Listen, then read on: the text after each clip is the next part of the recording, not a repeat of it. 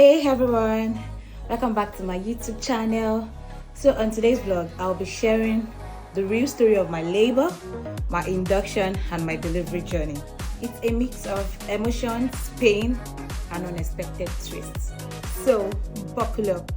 If you're a new subscriber, thank you so much, and please like, share, comment if this is the story you want to listen to, if this is the vlog that you're interested in, and to all my returning subscribers, I love you. This is the birth story of my baby boy, and trust me, it's a roller coaster from start to finish. So just stay glued and let's dive in. So I was 36 weeks pregnant when it all started.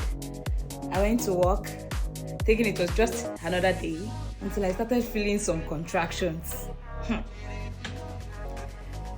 I tried to brush it off, but these contractions, they were no joke.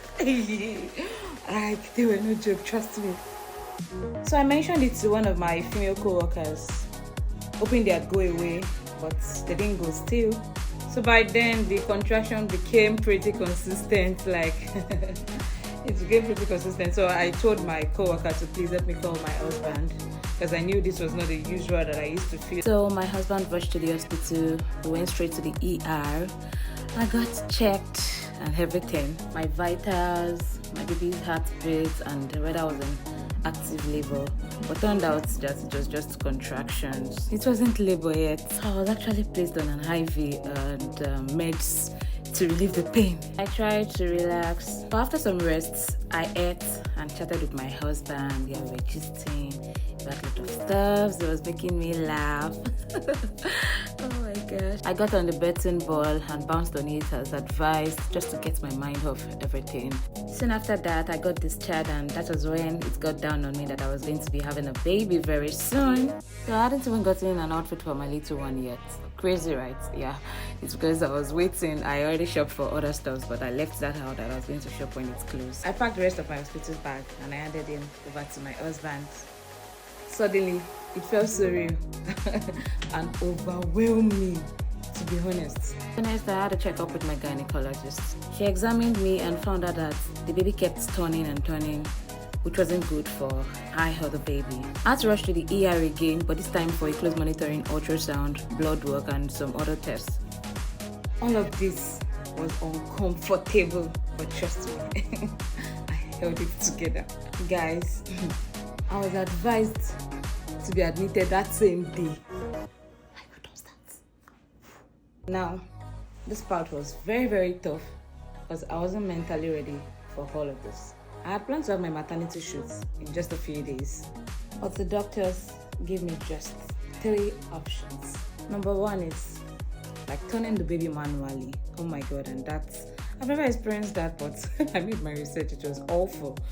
Then the second is doing an induction, and which means I have to stay in the hospital like for a couple of days depending on how my body responds to it.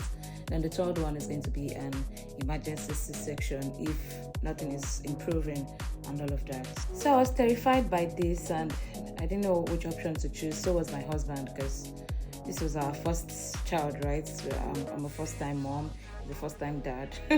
We're first-time parents anyway, and being new to Canada as an immigrant too.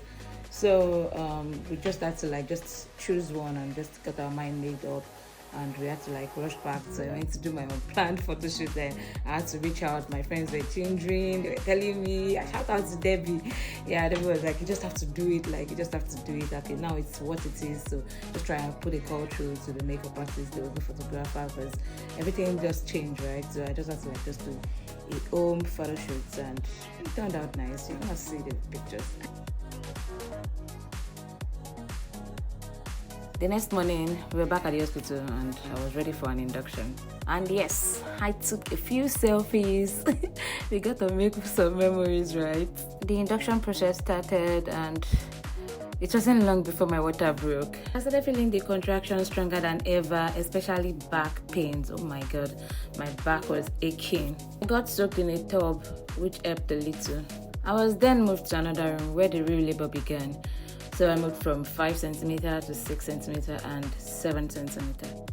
So when it got to 7 centimeter, for the longest time and the longest hours, it just stopped progressing. Prior to this, in the first contraction, I had asked my husband to play me my gospel playlist on the day of delivery itself, but trust me, I just told him to stop.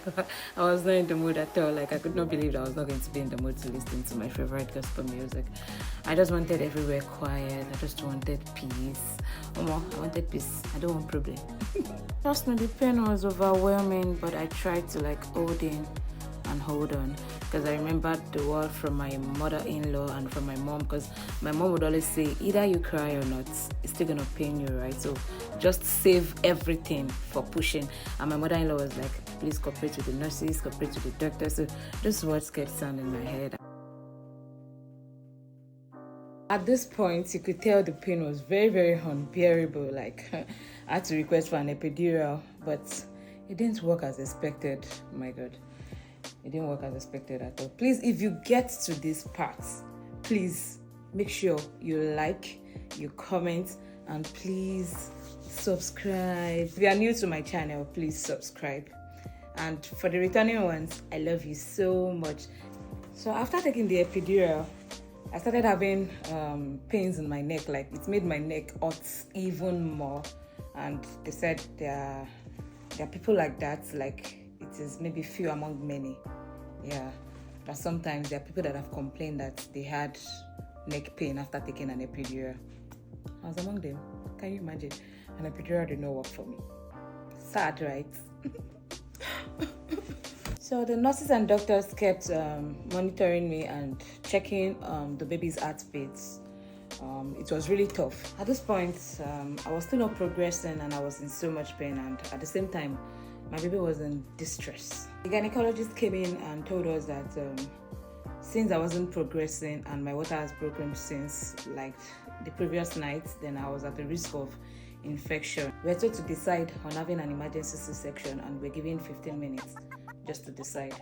So my husband, at that time, my parents kept calling. I don't know, for some reasons why my mommy was really having me on her mind, because I didn't tell her I was going to the hospital or anything prior at that time. But she kept calling, and even my dad, they were bombarding us with calls. So they were already online. So my husband just told them that this, so my wife, your daughter, like this, and my mommy, African mothers now, all the way from Nigeria, she was like, hey, I've never had CS before, hey, Toyo, she they cannot still try any but where my husband said, they were in good hands and the doctors have been nice.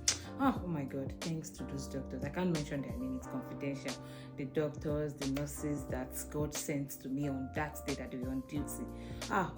Pray that God should send you good doctors, for real. Like, in fact, there's this, let me just give out one nurse. There's this nurse like that, this grandma nurse. In fact, I was looking at, is it my grandmother that has died that came back to take care of me like this? She would, in fact, she wants to feed me, she wants to use food and injure me. Can you imagine? Okay, so back to everything. So my mom was back in Nigeria. She and my dad, they prayed with me, and I joined my faith with theirs, and my husband decided to go for the C-section. So then came the moment I've been dreading and at the same time anticipating. Immediately, the theater room got prepared. My husband was asked to change into the theater wear. I was told he would come join me in the next 15 minutes. At this point, I was just praying to my God. And boom, we got to the theater. So I was giving I think the general anesthesia, and the person giving that to me was like, you already have epidural, like it has not even worn out, and you're having this, and you're still asking that where's your husband. I kept asking, please, where's my husband? I thought he said 15 minutes. I'm not seeing my husband yet. I've not done this, I've not done that, but my husband is here with me, and it feels so good to be there with your spouse on that very beautiful day. We welcome our first baby boy, our handsome baby boy, December 14th, 2023, 16:28, that's 4:28 p.m. It was the most overwhelming, most beautiful moment of my life. I can't even put to words how we both felt when we first held him and I did the skin to skin. So guys, that was my labor, induction and delivery journey. I hope this helps someone out there. So please, if you got to this part and you're here to subscribe, please do so. It was all worth it at the end anyway. My baby boy is finally here. Just look at him. Just look at that handsome baby. Oh, no, now. and it's doing good. Thank you so much for watching. Don't forget to like, subscribe, and leave a comment below if you want to hear more of my journey. See you in my next video. Take care and stay blessed.